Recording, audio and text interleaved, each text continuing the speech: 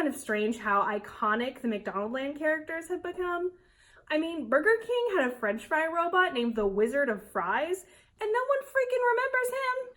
He's a robot who is both made out of French fries and can clone French fries, and apparently he's also a wizard, but you can't get a Halloween costume of him.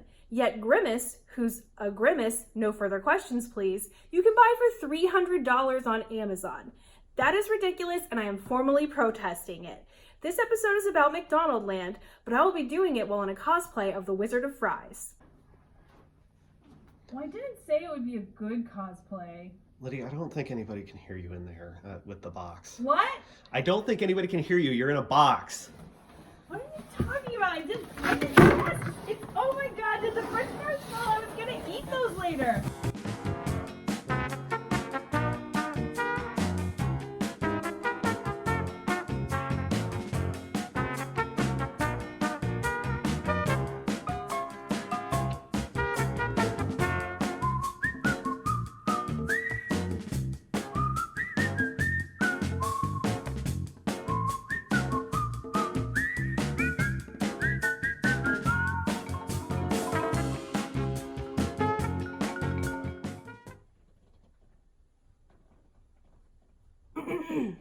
McDonaldland is my favorite corporate mess.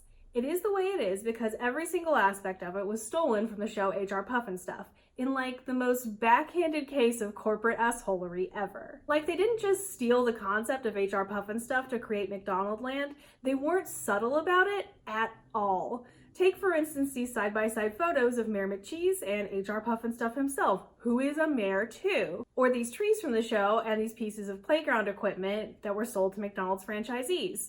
Absolutely no similarities there, right? But it wasn't just the character designs that McDonaldland stole. They hired away set designers from the show and even some of the voice actors.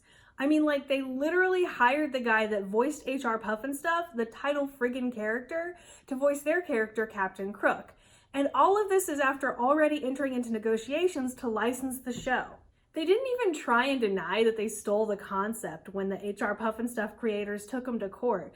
They just basically skateboarded into the courtroom, did a sweet kickflip off the judge's stand, and said, yeah, we stole it, but our lawyers said we changed it enough that it was cool. I mean, you don't want to make our lawyers into liars, do you, bro? However, this argument was, you know, bad.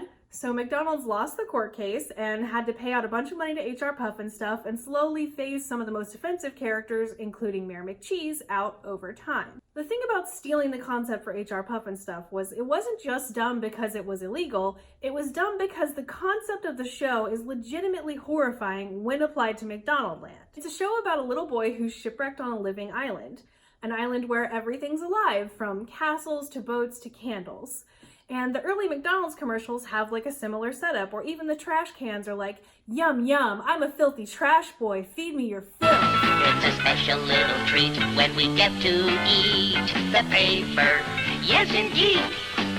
You can probably already see what the issue is here. The concept of everything is alive, how fun, reads a lot differently when the fun, alive things are the same things that McDonald's is trying to convince you to eat. They essentially introduce you to this species of people with jobs and complex social lives. They show the McNuggets get friggin' married, which means they have some kind of religion that is very similar to Christianity, like somewhere there's a McNugget Christ that died for their sins.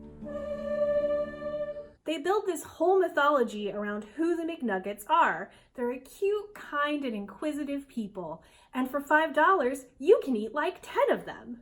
And it's not just the McNugget buddies. If you look at the designs for Mayor McCheese and Officer Big Mac, it's pretty clear that someday the little cheeseburgers we see in commercials will grow a body with arms and legs, and hey, maybe they'll grow up to be mayor. That is, if the Hamburglar doesn't eat them first. Yeah, that's right, the Hamburglar is eating children, and Ronald McDonald's like, hey, cut that out. No, I'm just kidding, you can eat those kids. But ignoring the larger problems with the McDonald's universe, even on a micro level, the stories are all just so sad. I mean, take for instance Grimace. He started life as a 4-armed milkshake-stealing purple villain, and then became a 2-armed milkshake-loving purple dude, which was probably to curtail any resemblance to the HR Pufnstuf villain Seymour the Spider, who looks nothing like him, of course. For years, people wanted to know what Grimace was, and the answer was, totally not Seymour the Spider, bro. Our lawyers said it was fine. While the public answer that McDonald's decided to eventually give was, he is a Grimace. Like, that's his given name and his race. It's like if my parents named me White Girl. So Grimace's parents hated him, right? In the McDonaldland commercials, we see several other members of his family, his aunts Millie and Tilly, his uncle Grimace, and in the Wacky Adventures of Ronald McDonald VHS tapes, which were released in stores from 1998 to 2003, we learn he has a grandma named Winky and a great-grandma named Jenny. These are all names. You know, they're fairly normal names. But when Grimace was born, his parents couldn't be bothered to, like, look around the room and name him after the first thing they saw. It was just like, well, he's a Grimace, so I guess we'll name him Grimace. Whatever. This is a good backstory for a sinister milkshake-stealing villain, but when Grimace was retconned into a sweet milkshake-loving idiot, couldn't they have, like, given him a name at that point? It's not that difficult. I mean, if his name was, like, Grimace, I would feel better. Grimace wasn't the only McDonaldland villain to get big tweaks. In the beginning, McDonaldland was absolutely filled to the brim with villains. You had Grimace stealing milkshakes, Captain Crook stealing filet-o-fishes, there was a horrifying old man version of the Hamburglar who stole hamburgers, and then the French fry goblins who stole French fries. My God, why is everyone in this universe stealing food to survive? Your people are starving, Ronald! That's a lot of villains for one very small land. And there are some characters who are sort of morally ambiguous, like Mayor McCheese is pretty dumb for a mayor. Wonder who he bribed to get that job. And the professor invented the Chicken McNuggets and then just disappeared forever, leaving them to the care of old Ronnie McDonnie. We all know how that turned out. I remember when you took your first step. What's that first step? Your first birthday. Your first dip. Barbecue sauce. We get the most complete picture of McDonaldland from those Wacky Adventures of Ronald McDonald shorts that I mentioned earlier that were made in partnership with the famous animation studio Klasky Csupo, who did Rugrats, The Wild Thornberrys, and Rocket Power. They're fun little shorts with Ronald and the gang that really show just how much evil is in McDonaldland. And guys, it's a lot. They've got villains from pirates to aliens to 3 mad scientists in just 6 episodes, plus a regular scientist and the professor. Basically, you can't throw a rock in McDonaldland without hitting a scientist who's probably evil and will throw it right back at you. There doesn't seem to be a single part of this world that doesn't have a dark, creepy undertone to it. It's almost like the entire McDonaldland franchise is cursed.